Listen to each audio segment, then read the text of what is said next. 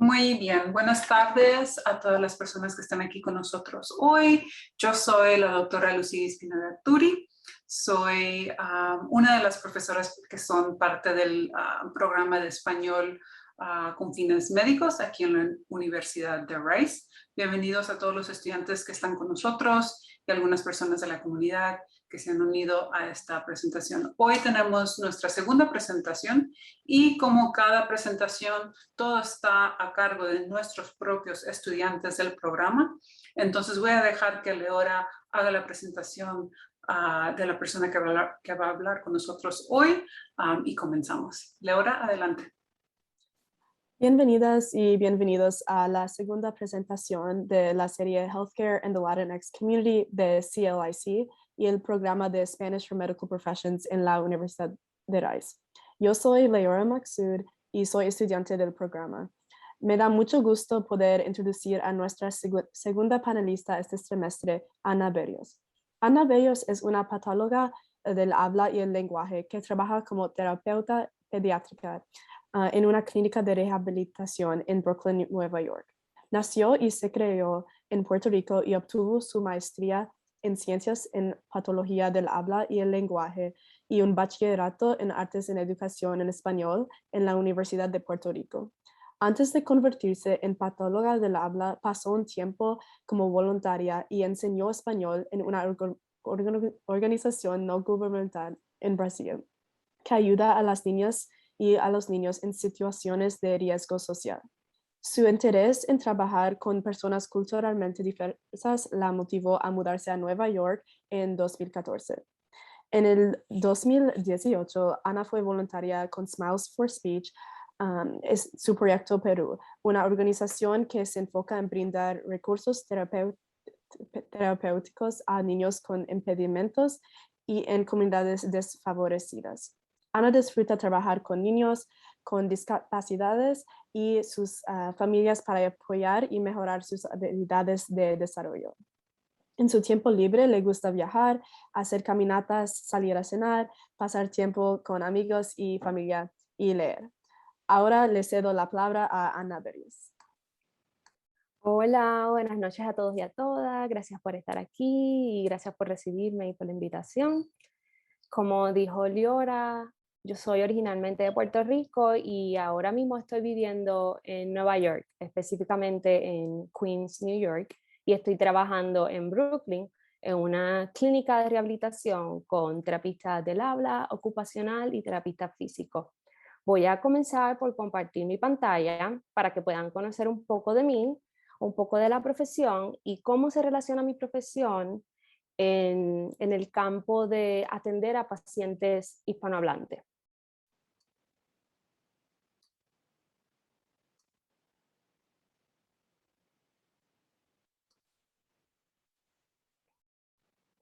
Como Leora dijo, soy patóloga del habla o lenguaje. En inglés el término es Speech Language Pathologist. Y también nos conocen como terapeuta del habla o speech therapist. Como Leora mencionó, ahí está mi biografía, ya la pudieron escuchar. Va desde la crianza en Puerto Rico, estudiar en Puerto Rico y mi experiencia laboral como patóloga del habla en los Estados Unidos, específicamente en Nueva York. Y se preguntarán qué es un patólogo del habla y lenguaje. Somos los profesionales de la salud que nos encargamos en la prevención o en la orientación de distintos desórdenes de la comunicación. Para esto tenemos que evaluar, hacer un diagnóstico de la condición y luego crear un plan de tratamiento para distintas condiciones. Pueden ser relacionadas al habla, el habla ya sea la calidad de la voz de la persona, también el ritmo del habla, si tiene una fluidez normal o desviada, el lenguaje, esa capacidad de desarrollar el entendimiento de las palabras, y también el tratamiento de otras condiciones, como las reglas y normas sociales de la comunicación cognitiva, que tiene que ver más con la atención y la memoria, y también nos encargamos de trabajar con training o entrenamiento especializado en el área de alimentación o feeding y tragado.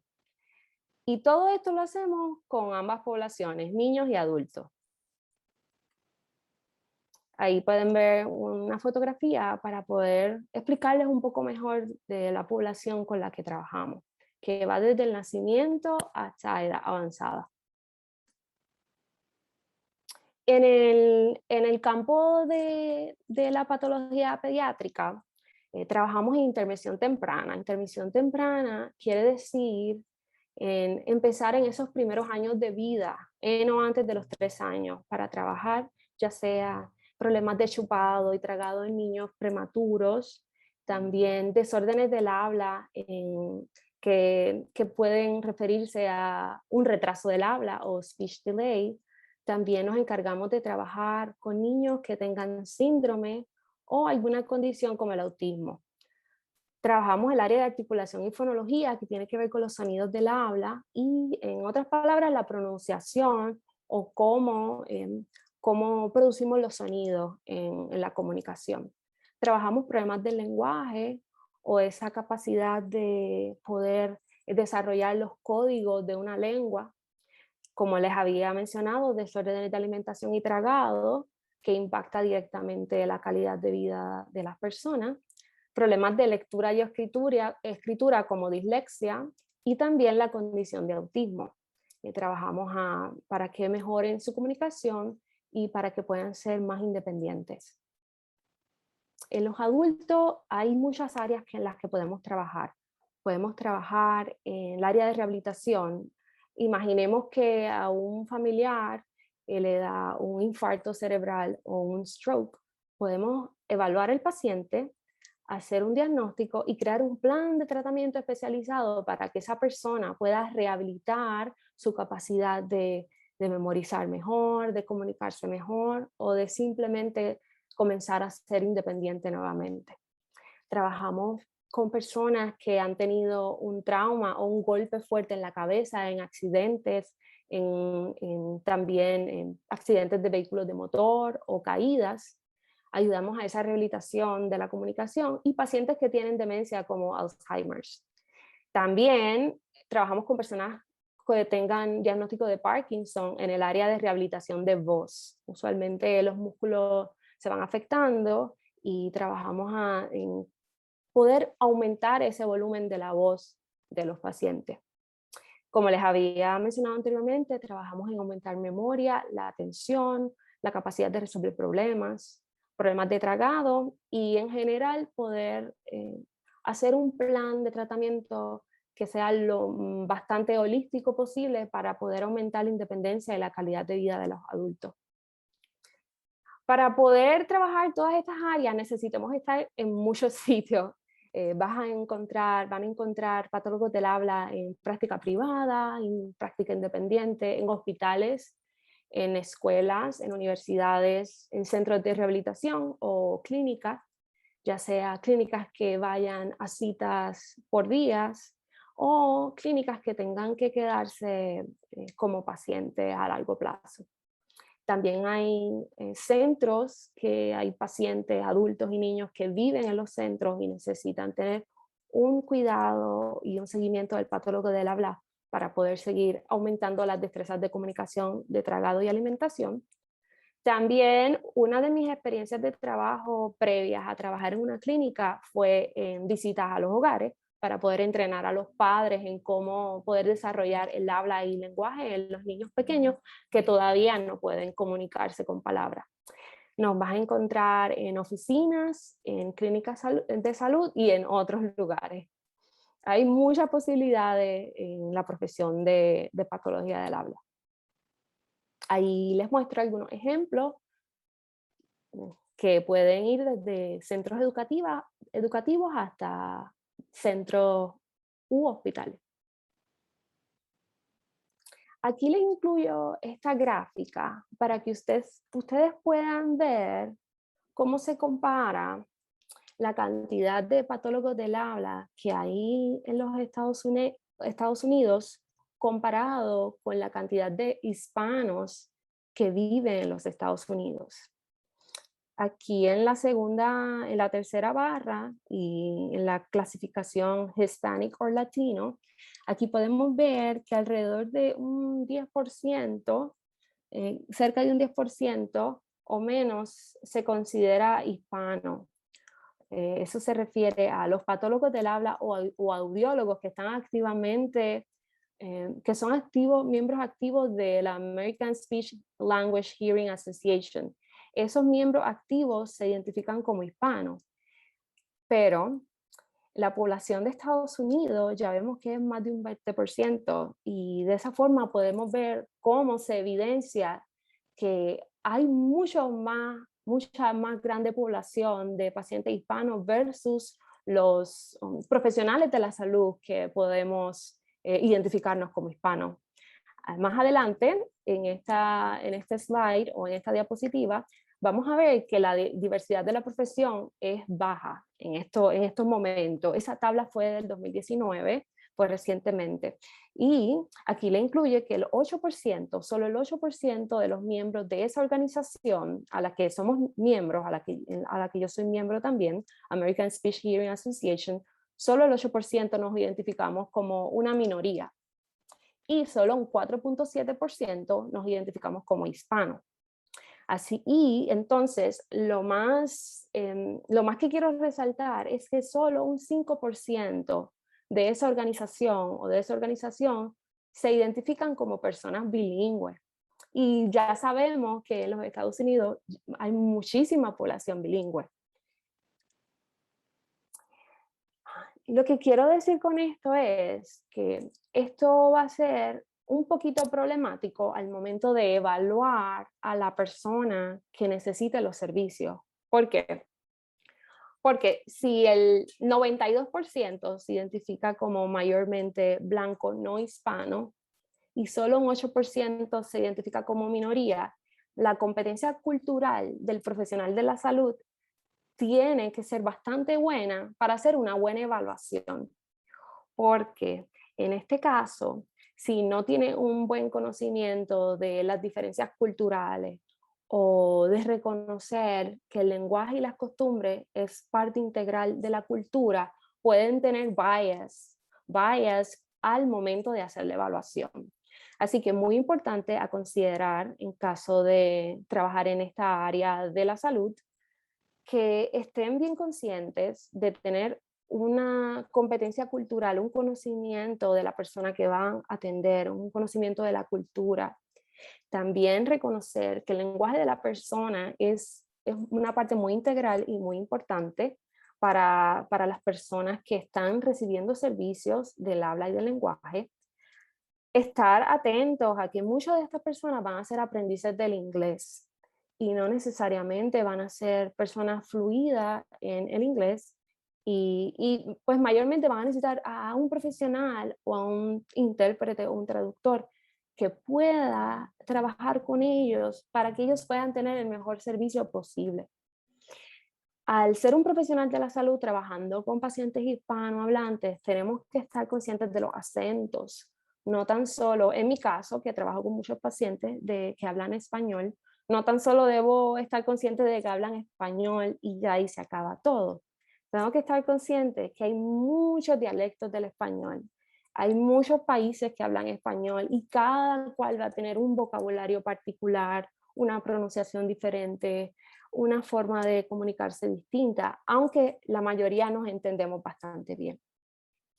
Y que no tan solo podemos encontrar pacientes que son bilingües español-inglés, sino que dentro de los pacientes de Latinoamérica hay muchas lenguas indígenas. Así que en muchas ocasiones me encuentro con personas que ya son bilingües de una lengua nativa como el quiché, lenguas como en México que está el mixtelco o el quechua. Así que hay que estar bien pendientes a eso, que a veces esas personas que nosotros consideramos como hablantes nativos del español, muchas veces hay que considerar que el español es su segundo idioma en estas personas que son hablantes de lenguas indígenas.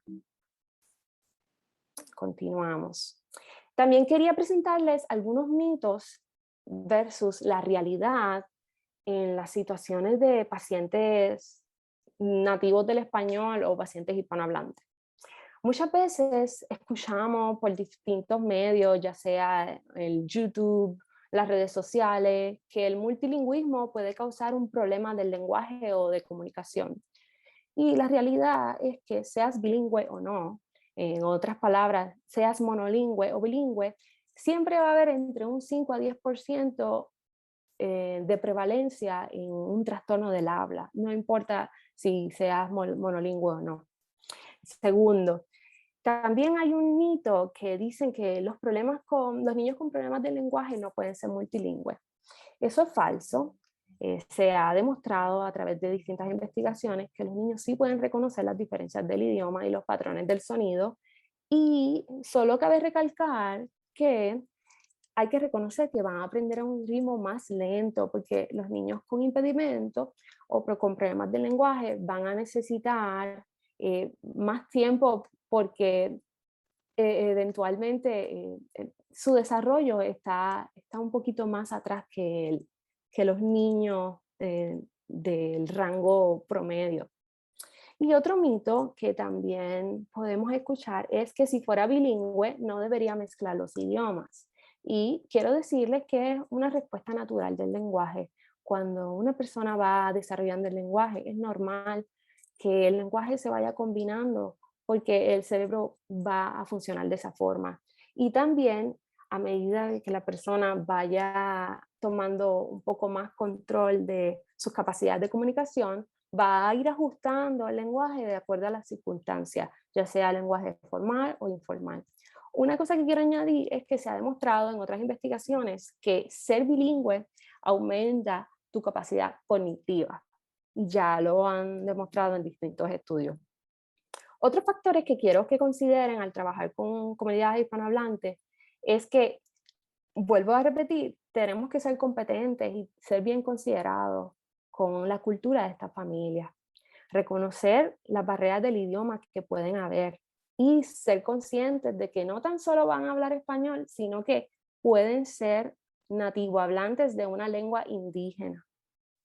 También tenemos que considerar como factor los valores de esas personas y las creencias y las normas sociales. Les quiero dar un ejemplo. Hace poco yo quería hacer una sesión terapéutica con una mamá que era hablante nativa de una lengua indígena. Y yo le dije, vamos a comenzar la interpretación. Y ella se quedó callada cuando el intérprete le estaba haciendo las preguntas. Cuando yo decido detener la interpretación, ella me dice aparte, es que yo no hablo con personas extrañas más allá del proveedor que tengo directamente de frente o mi familia, que eso es un punto bien importante a considerar. Quizás los valores sociales de estas familias no son iguales a los de nosotros. Otra cosa que tenemos que tomar en cuenta es el nivel educativo de la persona. Saber o tener alguna idea del nivel de escolaridad. Muchas personas no saben leer o han tenido una educación distinta a la que nosotros conocemos. Y por eso también incluye el nivel de alfabetización del paciente.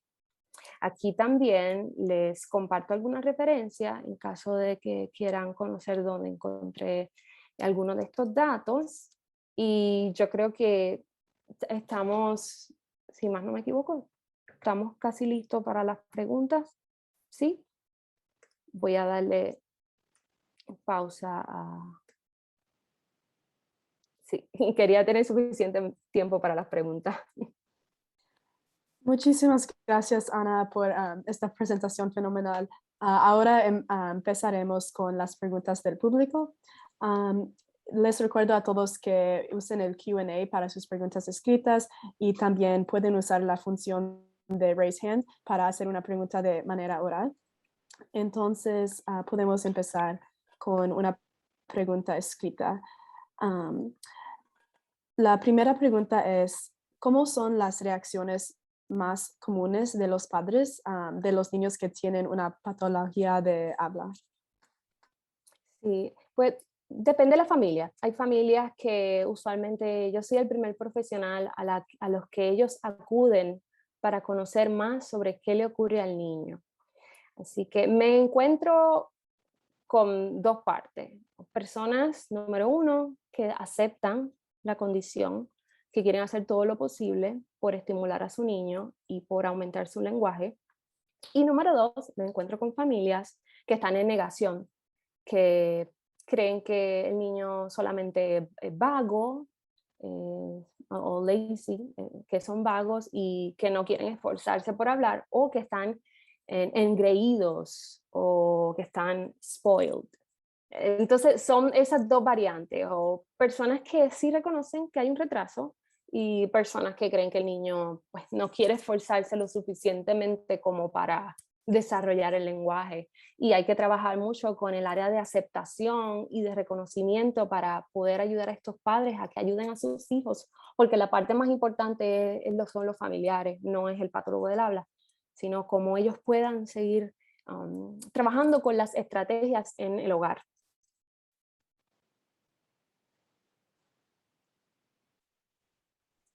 Muchas gracias. Y ahora podemos hacer una pregunta de manera oral. Entonces, si alguien tiene una pregunta, pueden hacer raise hand y preguntar.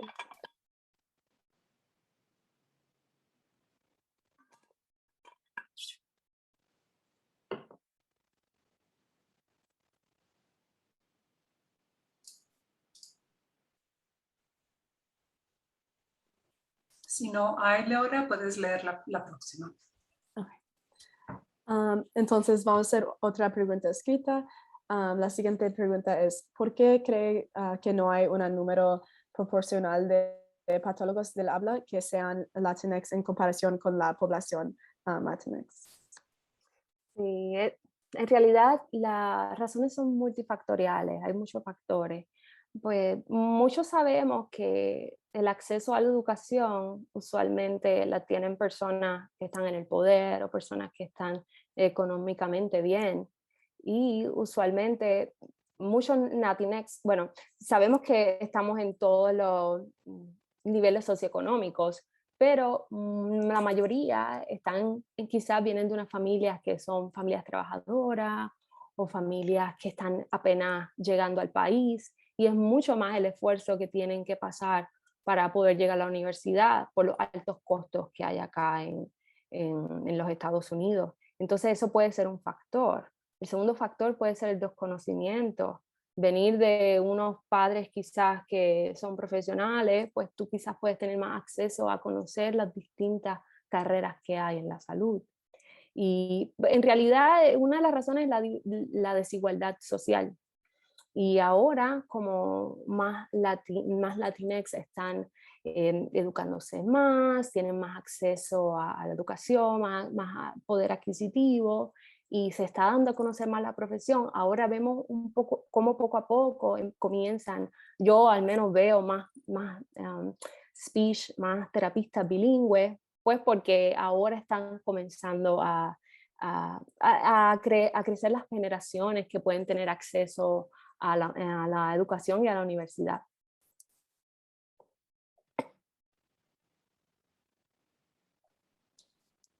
Gracias. Y si alguien tiene una pregunta, otra vez pueden preguntarlo y si no, podemos hacer otra pregunta escrita.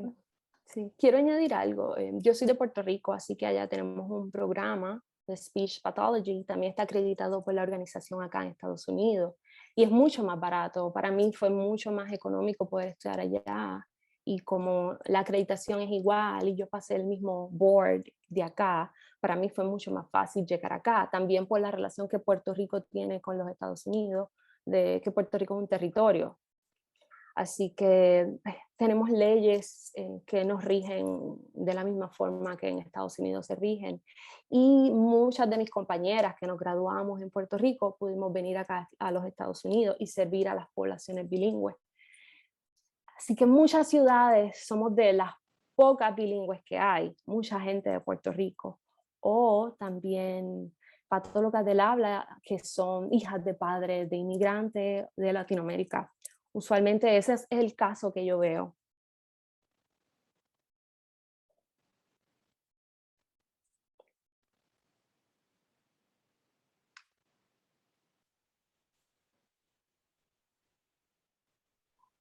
Tenemos otra pregunta escrita. ah, entonces, una estudiante pregunta, para los niños, ¿a qué edad se considera que hay un problema con el habla? Sí. Bueno, en el área del habla y comunicación, se supone que un niño normalmente al primer año de edad, comienza a decir las primeras palabras. Si al año y medio o a los 18 meses un niño está diciendo menos de 10 palabras, ya es una bandera de alerta. Porque para los 2 años ya un niño tiene que decir en promedio 50 palabras. Así que al menos si a los 18 meses no está usando palabras consistentemente, al menos 10 palabras, 10, 15 palabras, ya es una señal de alerta. Incluso antes, hay niños que se pueden beneficiar del servicio mucho antes del año. Estaba tomando un taller hace varios meses que han diagnosticado autismo hasta los 5 meses. Y eso sí, las señales son bien sutiles, no son obvias, pero sí podemos ver cómo está desarrollándose el área de juego, cómo se está desarrollando el área de los gestos, el área social y el balbuceo. Si vemos que no es típico, que vemos que no es tan frecuente, ya son sospechas que podemos identificar para un posible retraso del habla. Y otro estudiante pregunta, ¿cómo aconseja a los pacientes y a sus familias para afrontar sus emociones sobre las dificultades del habla? Sí, esta área es bien difícil porque pues mi entrenamiento número uno, o sea, mi entrenamiento principal es comunicación y lenguaje, pero sí también tomamos talleres de consejería y orientación, porque es el área más difícil para la familia. Pues yo usualmente les digo que lo mejor que pudo haber pasado es que llegaran en ese momento, porque es lo más temprano posible, especialmente para familias de niños pequeños, y que yo voy a estar ahí para orientarlos y que ellos tienen mucho poder para cambiar la situación. Pero eso es solo posible si ellos pueden trabajar en equipo con su terapista y con sus otros terapistas y ser consistentes. Que una vez ellos sean consistentes, practican las estrategias y puedan trabajar en colaboración con el terapista, todo va a estar mejor de lo que pudo haber estado porque están buscando ayuda y están haciendo algo al respecto.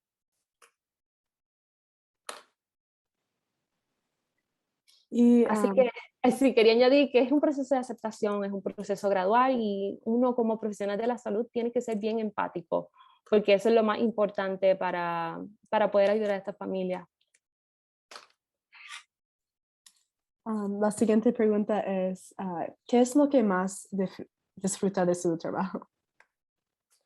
Yo creo que lo más que disfruto de mi trabajo es cuando comparto estrategia o cuando educo a la familia y luego en la próxima visita yo veo el cambio en los niños o los papás me dicen, los padres y madres me dicen, intenté X o Y estrategia en la casa en esta situación y me funcionó. Y uno como profesional se da cuenta inmediatamente cómo, si los papás hacen su trabajo en la casa, cómo impacta inmediatamente al niño, los cambios que ocurren. ¿Y cómo ha cambiado la tecnología en este campo? Bueno, el teletherapy o las terapias virtuales llevan muchos años, más de 20 años, pero yo tuve la experiencia del año pasado convertirme en terapista en persona a terapista virtual de la noche a la mañana por la pandemia, así que puedo decir que en tecnología, de ser una persona sin experiencia en hacer llamadas de Zoom, me volví una persona totalmente tecnológica en el área de conferencia virtual, porque yo estuve 100% online como por 9 o 10 meses dando terapia virtuales. Así que no sé si a eso es que se refería la persona, pero sí ahora es muy popular luego de la pandemia que haya más proveedores de terapia teleterapia o terapia virtual, mucho más que antes. Entonces, ahora quiero hacer una pausa para ver si hay otras personas que quieren preguntar con el raise hand, y si no, podemos continuar con las preguntas escritas.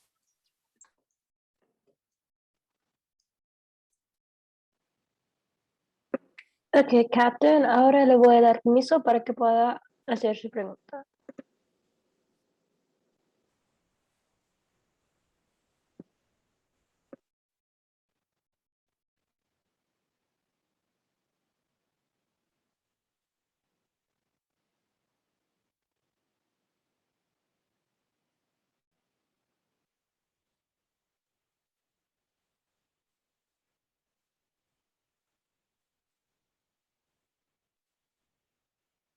Adelante con la pregunta oral, por favor.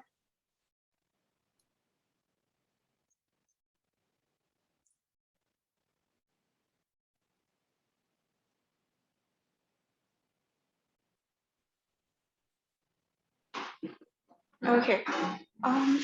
Lo siento, ¿hay alguien aquí? Yeah. Esta es una pregunta más abstracta, pero ¿qué cambios deben hacerse para que la atención médica sea más inclusiva? ¿Y qué cree que podemos hacer ahora como estudiantes para facilitar estos cambios? Okay. Yo creo que en el área de los profesionales de la salud, creo que hay que trabajar mucho con la educación del paciente, que el paciente sepa que ellos tienen el poder de reclamar los estudios que ellos necesitan, los estudios y los servicios que ellos necesitan. Primero, educar al paciente, que haya como programas que orienten al paciente y a sus derechos, porque lo que yo encuentro muchas veces es que llegan padres o llegan pacientes que no saben que tenían el derecho de recibir ciertos servicios o de reclamar ciertos estudios o ciertas evaluaciones a más temprana, a un momento más temprano, antes de que su diagnóstico se complicara.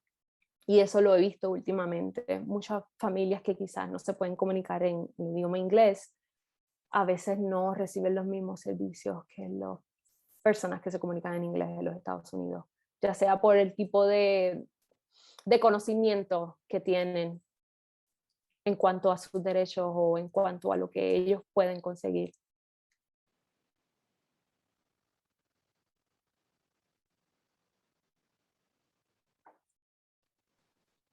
Muchas gracias, Catherine, por esa pregunta, y Ana para la respuesta. Y ahora vamos a continuar con las preguntas del Q&A. Tenemos una pregunta de un estudiante que pregunta: ¿cuáles consejos le daría a los estudiantes con un interés en ser patólogos del habla? Sí, pues me gustaría decirles que encuentren quizás al menos 2 o 3 áreas de interés y que puedan comenzar a leer sobre la condición, que puedan imaginarse cómo sería trabajar con esa persona y con la condición, y quizás hablar con un patólogo del habla que tenga experiencia en ese campo. Por ejemplo, si se visualizan trabajando en un hospital, que puedan entrevistar a alguien que trabaja en un hospital. O si quieren ser patólogo del habla en una escuela, que puedan entablar una comunicación o una reunión con alguien que tenga experiencia trabajando en escuela. Yo creo que lo primero sería poder contactar a esa persona, leer sobre la condición y quizás hacer observaciones o shadowing del área de interés para poder saber si les interesa o no.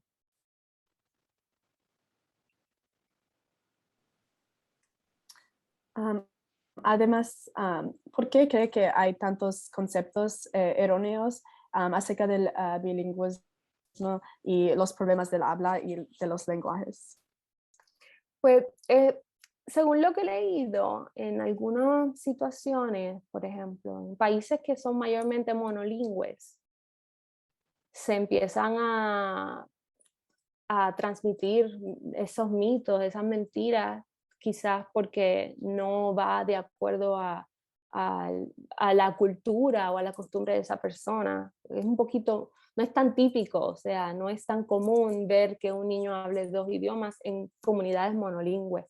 No sé exactamente la razón, pero esa es una de las creencias que entendemos los patólogos del habla bilingüe, que es una de las razones, que mayormente eso ocurre en comunidades monolingües.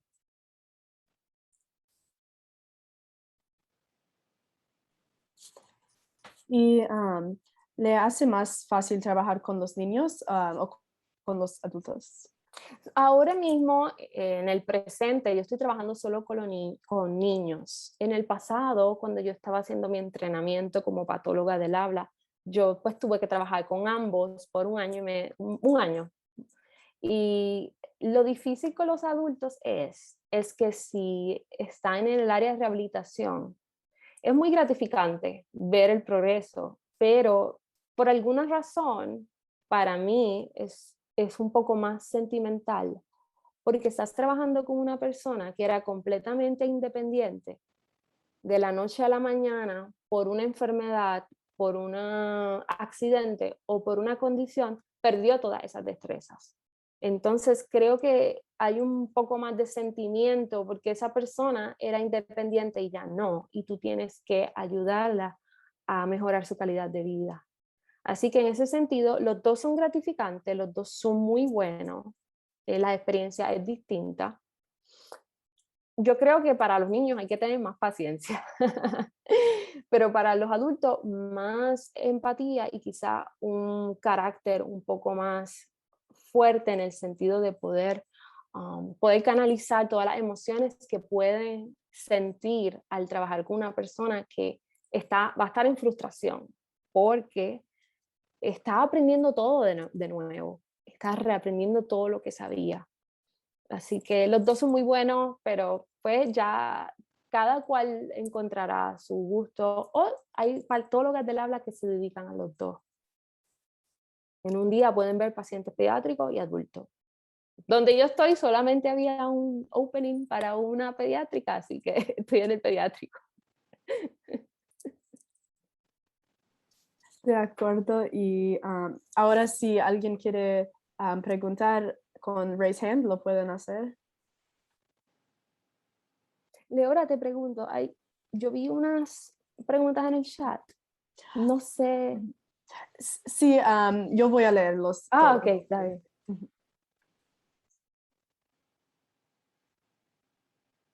Entonces, podemos continuar. Tenemos otra pregunta que dice, ¿cuáles son algunas barreras para el tratamiento de un niño con un problema con el habla? Pues algunas barreras yo creo que pueden ser, dependiendo de la edad.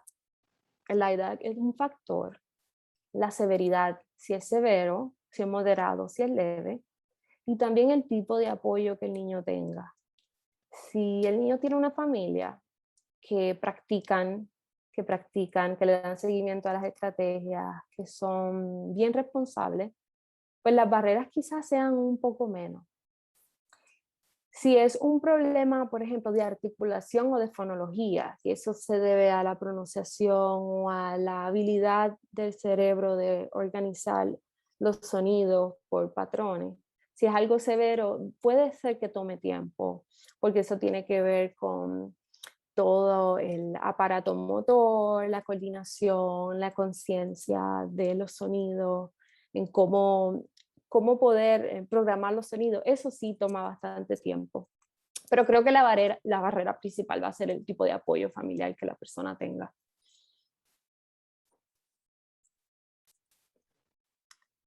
Y otro estudiante pregunta, ¿un patólogo del habla y el lenguaje usualmente trabaja con adultos y niños o son especialidades diferentes? Cuando se hace la maestría en patología del habla, pues un master's degree, estamos capacitados para ambas poblaciones, sí. Adultos, del nacimiento hasta los adultos. Hay otro grado que se llama asistente de terapia del habla o Speech Therapist Assistant. Esos solo pueden trabajar con niños. Pero la maestría puede trabajar con niños y adultos. De acuerdo. ¿Y a qué edad es que un niño puede distinguir entre idiomas si es multilingüe? Sí, estaba leyendo una investigación y ya alrededor de los 6 meses aproximadamente ya el niño puede detectar distintos patrones de distintos idiomas. 6 meses ya puede empezar a detectar como el patrón de sonido. Oh, puede decir A versus como que puede empezar su cerebrito puede empezar a categorizar por idioma. Antes del año ya pueden reconocer.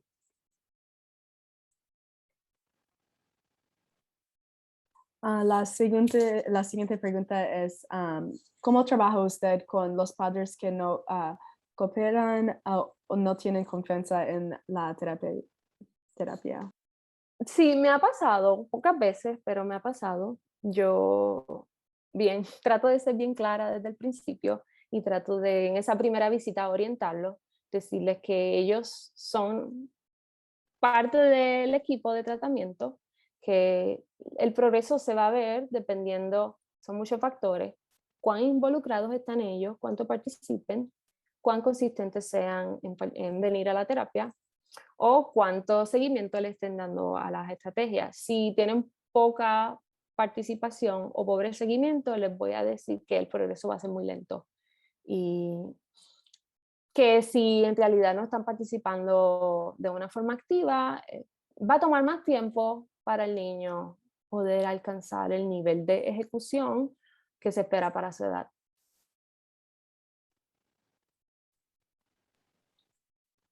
Bueno, ¿y cuáles experiencias influyeron en su decisión de ser patólogo del habla? Puedo mencionar distintas. Pues, número uno, a mí me interesa mucho el lenguaje, cómo funciona el lenguaje de la sociedad.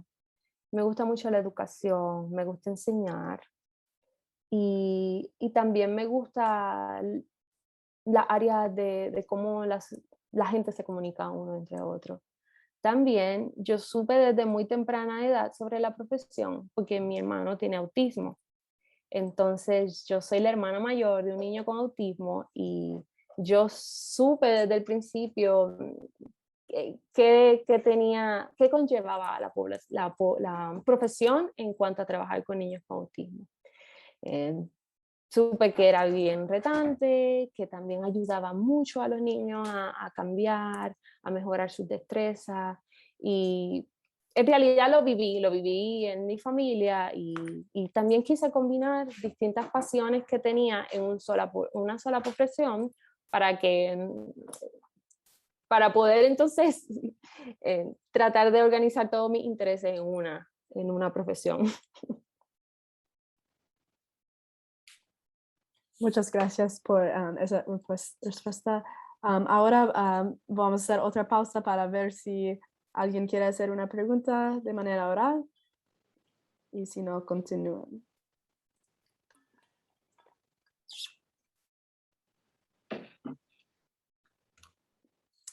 Ok, no veo nada, entonces seguimos. Entonces, ¿cómo es un día típico para usted como patóloga del habla? En el trabajo que estoy actualmente, trabajo martes a sábado, martes a jueves 10 a 6 de la tarde, viernes y sábado 9 a 5. Pues yo llego a las 10 de la mañana, mucho antes de las 10 de la mañana, como a la media hora antes a mi trabajo, porque me gusta organizar todo, tener el plan del día, los objetivos de los niños en un papel, tener todos los materiales seleccionados que voy a usar, limpiar el área. Y en un día puedo ver como 12 pacientes, 12 niños, y eso es casi uno detrás del otro.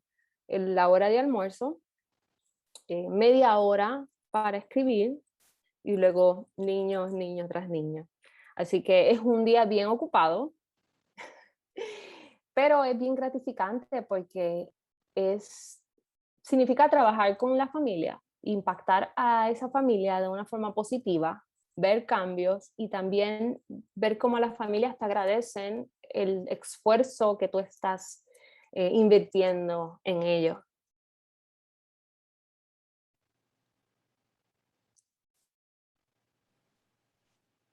Bueno, ¿y en qué se parecen o diferencian el tratamiento para los niños con un problema del habla versus para los adultos? ¿Y hay diferencias debido a la edad? Sí, hay diferencia. Bueno, usualmente un niño está teniendo, lo más que veo son niños que tienen retraso del habla, porque tienen dificultad desarrollando el lenguaje o desarrollando el habla. El lenguaje, pensemos en el significado de las palabras y habla en la producción de sonido, en cómo se pronuncian. Usualmente es un problema del desarrollo o un retraso del desarrollo. En adultos, lo que típicamente vemos es algo adquirido. Es algo que ellos desarrollaron por un accidente, por una enfermedad, y no es usualmente porque tienen un retraso del desarrollo. Sí los hay, adultos que tienen síndrome, adultos que tienen alguna condición craneofacial, pero la mayoría de los adultos que reciben tratamiento es por una condición o una enfermedad que han desarrollado. Muchas gracias. ¿Y nos podría dar un ejemplo de un paciente frustrado y cómo usted lo ayudó? ¿Niño o adulto? Puedo dar Los dos dos. ejemplos. Pues niño, sí tenía, bueno, he tenido muchos niños con frustraciones porque no se pueden comunicar, pero yo lo que he tratado de hacer es integrar señas básicas, por ejemplo, si quiere algo o si quiere más de algún objeto. Y aparte de señas básicas, comunicación por láminas o fotos, que intercambio de fotos, o un device o un aparato que sea como para intercambiar información, ya sea por un app de comunicación. Eso ayuda a disminuir un poco la frustración porque tiene acceso a la comunicación de manera alternativa. Un paciente frustrado adulto igual puede ser por la misma razón porque no pueden comunicarse, y usualmente se pueden usar las mismas alternativas, ya sea un aparato que sea de comunicación o algo que sea más low tech, que sea una tabla con símbolos básicos de ir a comer, quiero comer o tengo hambre. Un adulto puede señalar el inodoro o el baño, si quiere ir al baño, o fruta. Entonces, hay varias alternativas de cómo aumentar esa comunicación para bajar los niveles de frustración.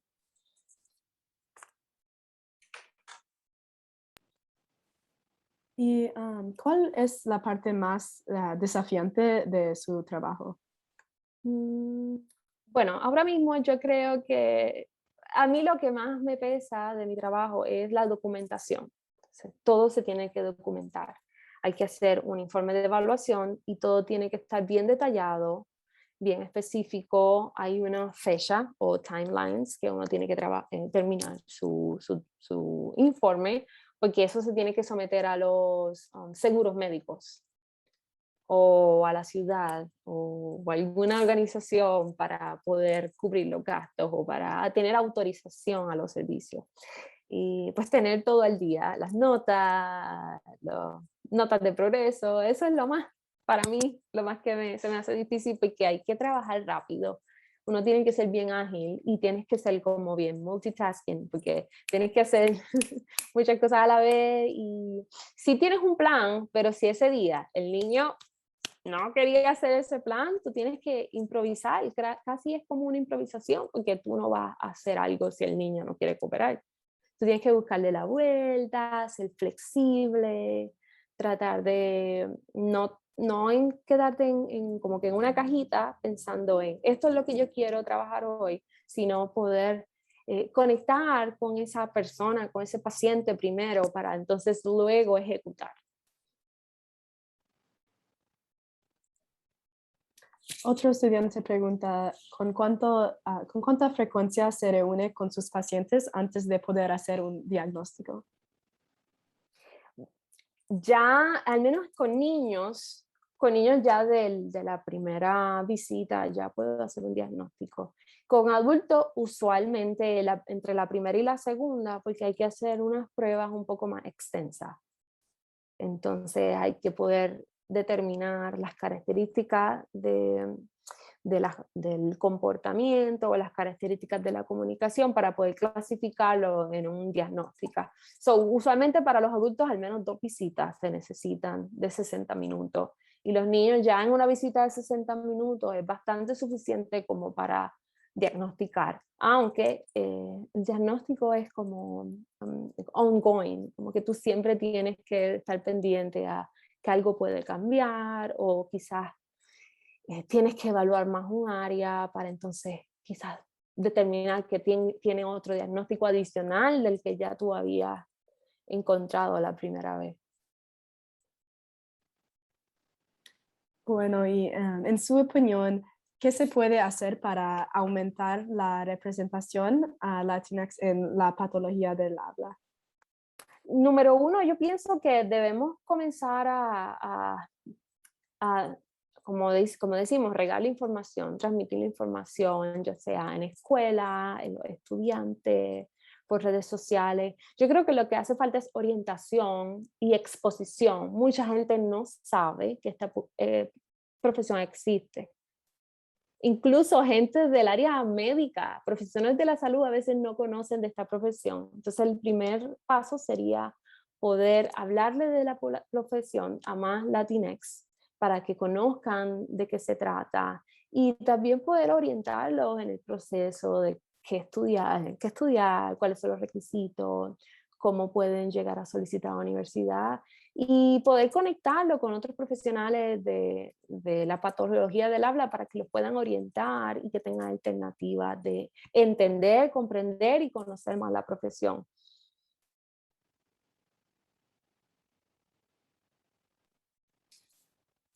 Otro estudiante dice, estoy segura de que a veces su profesión puede ser frustrante. ¿Qué tipo de soluciones creativas tiene que utilizar para ayudar a los pacientes que necesitan más atención? Bueno, pues yo lo que usualmente hago es hacer una pausa y respirar para ver qué otras ideas se me ocurren, pero creo que casi siempre la respuesta está en observar bien cómo se siente el niño o qué claves o qué señales te da el paciente para entonces tú poder ajustar el tratamiento o la sesión. Usualmente el principio básico sería tratar de conectar con la persona y entender que no va a haber ningún tratamiento, no va a haber ninguna sesión si primero no podemos conectar de persona a persona. Ese sería el principio y es a lo que siempre voy cuando hay algo, cuando el paciente está frustrado. Eso es lo que voy a ir a la necesidad más básica, que puede ser que no se sienten seguros o que puede ser que están incómodos por algún estímulo del ambiente. Pero ese sería mi primer paso, sí. Gracias. Y otra pregunta dice, ¿nos podría contar un poco sobre su experiencia con pacientes en un evento cardiovascular? Sí, si se refieren a infarto del corazón, en realidad usualmente si esas personas ya han pasado por ese evento, yo no he estado ahí en ese momento que le está, sino que estoy en el área de rehabilitar. Usualmente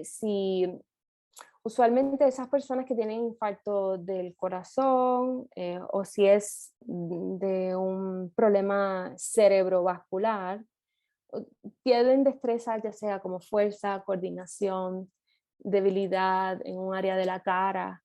Entonces, lo que puedo decir es que luego de la evaluación y que se dé el diagnóstico, usualmente esas personas, al menos los de ataques cerebrovasculares, van a necesitar mucho ejercicio oral o ejercicio facial o aprender a masticar la comida primero.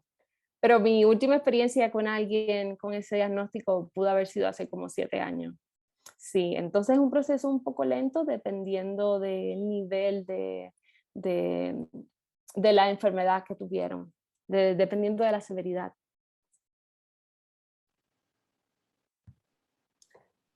Y otro estudiante pregunta, ¿hay más beneficios entre más idiomas que sabe un niño? Por ejemplo, un niño que sepa 2 idiomas versus un niño que sepa 3 idiomas.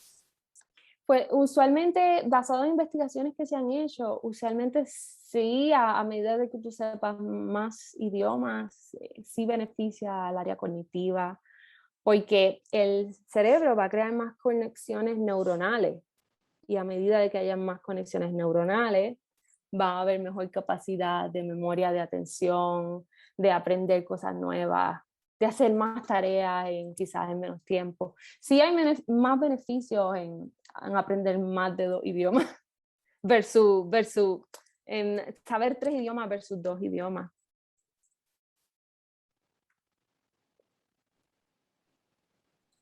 Bueno, y ¿usted sabría si para los tratamientos del habla hay terapias diferentes para idiomas con orígenes diferentes? Por ejemplo, una persona que habla japonés versus una persona que habla español, o las terapias son universales. Pues nunca, nunca he atendido a alguien que hable japonés, pero sí tengo pacientes que hablan mandarín, chino mandarín. Entonces, pues no, lamentablemente no hablo chino mandarín. Así que usualmente tengo que tener un intérprete, ya sea por video o por teléfono. Y entonces de esa forma trabajamos con la familia, tratando de hacer la interpretación. Yo le doy las recomendaciones, le modelo las estrategias. Y pues los niños usualmente entienden ambos, mandarín e inglés. Pero usualmente como ya está más expuesto al inglés en la escuela, empiezan a inclinarse más al inglés. Así que todo depende de que haya una buena interpretación y que podamos estar allí para la familia. No desconozco, ¿verdad? Así idiomas de Asia, desconozco si hay algo diferente que podamos hacer. Y en cuanto, no sé si tiene que ver con esta pregunta, pero en cuanto a los dialectos, en Estados Unidos hay patólogas del habla que se dedican a accent reduction. Y hay gente que está a favor y en contra. Hay gente que dice, no, hay que darle la aceptación a los acentos, y hay otros que dicen, no, yo quiero aprender inglés con el American Standard, American English, y yo quiero coger terapia con una patóloga para disminuir acentos. Yo no lo he hecho, pero una compañera que es latina lo hizo y su inglés ahora es bien estándar. Pero yo creo que eso depende de la preferencia de la persona.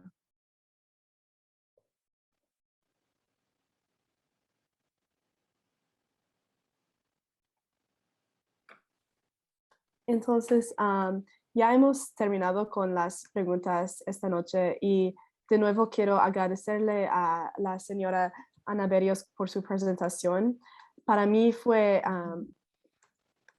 especialmente impactante cuando usted nos enseñó las estadísticas sobre el porcentaje de los miembros de ASHA que se identifica como una minoría, y la importancia de tener profesionales bilingües, además del papel del bias en la evaluación inicial de los pacientes. Y al público les recuerdo que nuestra próxima presentación será el 8 de noviembre con la doctora Rocía Martínez. Yo quiero decirles buenas noches a todos y todas. Y sí, una de las profesoras. Excelente, Leora. Muchas gracias a Ana, muchas gracias a Leora, que es una de nuestras estudiantes en el programa de español médico, a Caitlin por ser nuestra asistente de tecnología, a mi colega, la maestra Morones. La verdad es que no me di cuenta de tantas preguntas que teníamos sobre este campo. Creo que pudimos contestar todas, con la excepción de una, que eso casi nunca pasa. Entonces, muchas gracias a Ana por tomar el tiempo de contestar todas las preguntas de los estudiantes. Y bueno, esperamos verlos a todos en la próxima presentación. Que tengan una linda noche y gracias.